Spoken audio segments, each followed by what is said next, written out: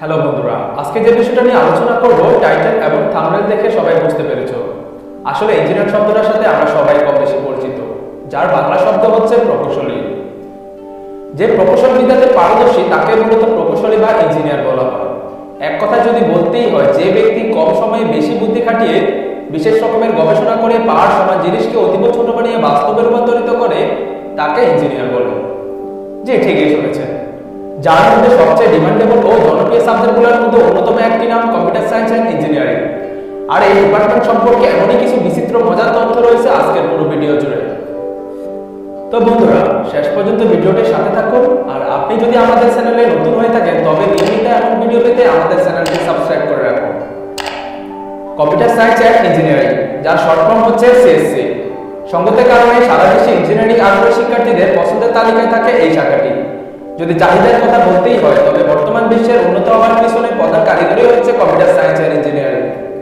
কি অবাক হচ্ছে? মূলত কম্পিউটার ইঞ্জিনিয়ারকে সহজভাবে সংজ্ঞায়িত করতে গেলে যা বলতেই হয়, কম্পিউটার সায়েন্স হলো কম্পিউটারকে কাজ শেখানো, কথা শোনানো, তাকে দিয়ে ইচ্ছা মতন কাজ করানো।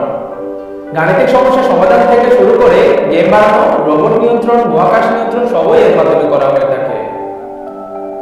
তুমি বিশ্বাস করো আর নাই করো, সিএসসি পড়ার ক্ষেত্রে বিশ্ববিদ্যালয় 20% ফ্যাক্টর বহন করে। 30% ফ্যাক্টর হলো তুমি ম্যাথ ও লজিক কেমন পারো, আর বাকি 50% ফ্যাক্টর হলো তুমি নিজে কেমন ক্রিয়েটিভ মানুষ। আসলে এটা কোনো মুখস্থ বিদ্যার বিষয় না। তোমার যদি চিন্তা শক্তি, কল্পনা করার ক্ষমতা, কঠোর পরিশ্রম করার মনোবাসনা, লেগে থাকার তীব্র ইচ্ছা, কম্পিউটার সামনে বোর না হয়ে ঘন্টার পর ঘন্টা বসে থাকার ধৈর্য শক্তি, নতুন কিছু বানানোর স্বপ্ন থাকে, তাহলে 50% কাজ হয়ে গেছে। অর্থাৎ তুমি নিঃসন্দেহে যথেষ্ট ক্রিয়েটিভ মানুষ। আর এই কম্পিউটার সায়েন্স এন্ড ইঞ্জিনিয়ারিং পড়তে হলে তিনটা স্কিল অবশ্যই থাকতে হবে। প্রথমত, নতুন কিছু করার উদ্ভাবনী চিন্তা। দ্বিতীয়ত, প্রোগ্রামিং করার প্যাশন এবং ধৈর্য।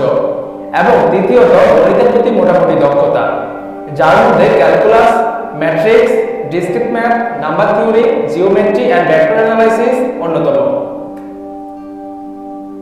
সোফিয়া রোবটের কথা আমরা অনেকে শুনেছি হয়তো, তাই না?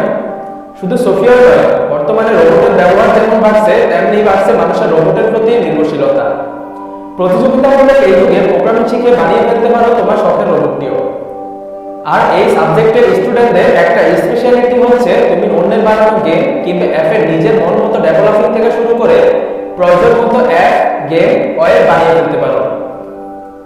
যদি ইচ্ছা থাকে কম্পিউটার সায়েন্স এন্ড ইঞ্জিনিয়ারিং পড়ার, তবে তোমার জন্য একটা গুড নিউজ হলো বিদেশে পড়াশোনার জন্য স্কলারশিপের ক্ষেত্রে অন্যান্য ডিপার্টমেন্ট থেকে সিএসসি ডিপার্টমেন্টের সুযোগ সুবিধা অনেক বেশি। তার মধ্যে অন্যতম বিশ্ববিদ্যালয়গুলো রয়েছে Harvard university, MIT, the university of Melbourne, university of California ইত্যাদি। বলতে বলতে স্টিভ জবসের একটা কথাই মনে পড়ে গেল, you work is going to fill a large part of your life and the only way to be truly satisfied is to do what you believe is great work, and the only way to do great work is to love what you do. If you haven't found it yet, keep looking, don't settle, as with all matters of the heart you will know when you find it. তো বন্ধুরা, ভিডিওটি ভালো লাগলে like করতে পারেন এবং engineering related কোনো video পেতে অবশ্যই সাবস্ক্রাইব চ্যানেলটিকে সাবস্ক্রাইব করুন এবং পাশে